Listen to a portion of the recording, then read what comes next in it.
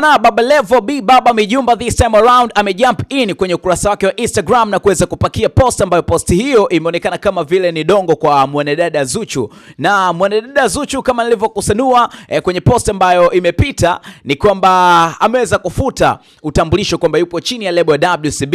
So kwa upande wa Baba Levo ameweza kupakia post ambayo post hiyo ikiwa na maandishi yakiwa yanasomeka hivi: siku si nyingi nitatoa somo kuhusiana na binti mwenye tatizo la akili. Akaweka emoji fulani hivi za kuzomea. Kwenye upande mzima wa caption ameweza kuandika kwamba it is about time, akaweka emoji fulani hivi za saa. So kwa upande wa Baba Levo ameonekana kama vile kumponda mwanadada Zuchu. Hata baadhi ya comment ambazo zipo hapa kwenye ukurasa wa Baba Levo ni kama vile watu wakiwa wameshaelewa kwamba Baba Levo amemponda Zuchu. Lakini hii inaonekana kabisa kama ni kitu ambacho kiko serious kabisa. Hata pia ukilinganisha kwamba hata kwa mwanadada Zuchu baada ya kuweza kufuta utambulisho WCB, na hata pia nikikukumbusha tu kwamba siku ambazo sio nyingi mwanadada Zuchu aliweza kuulizwa na chombo cha habari kwamba kuhusiana na kuiona ndoa baina yake yeye pamoja na Diamond Platnumz. Kwa mwanadada Zuchu yeye alisema kwamba haioni ndoa mbele, lakini pia kama itatokea basi mambo yatakuwa sawa, lakini kwa upande wa Diamond Platnumz pamoja na yeye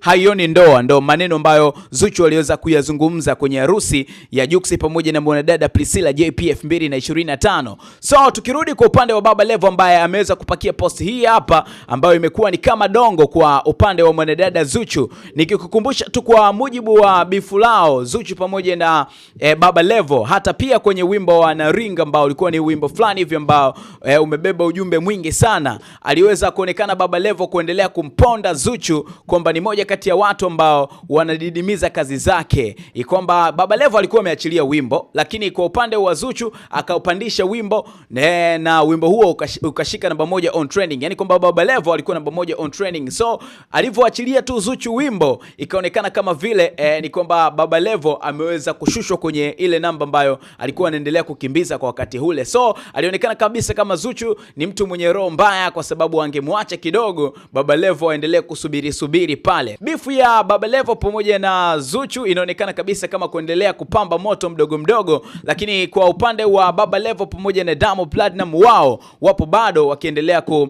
survive huko nchi za nje, kwa sababu Diamond Platnumz pia ana show 7 tofauti kutoka nje ya hapa mipaka Tanzania kubwa ambazo ataweza kushiriki. So kwa upande wa Diamond Platnumz imeonekana kabisa kwamba moja kati ya watu ambao wanatembea nao sana ni Baba Levo B Baba Mijumba, na Baba Levo inaonekana kabisa kama ni moja kati ya watu ambao wanaendelea kupata madini kutoka kwa Diamond Platnumz, na imeonekana kabisa kwamba ni moja kati ya machawa Promax ambao Diamond Platnumz anamwaminia kinoma noma. Kwa wewe kama mdau wa burudani kutoka kipande chochote ambacho upo right now, tupe mtazamo wako kulingana na hili sakata ambalo linaendelea kwenda viral kinoma noma kwenye mitandao ya kijamii. Zuchu kuweza kufuta utambulisho wa WCB kwamba ni msanii ambaye yuko chini ya lebo ya WCB, lakini pia Baba Levo kuweza kutoa dongo ambalo nimeweza kukuambia. Tupe mtazamo wako kwenye comment hapo, usiache kusubscribe kwa taarifa kadha.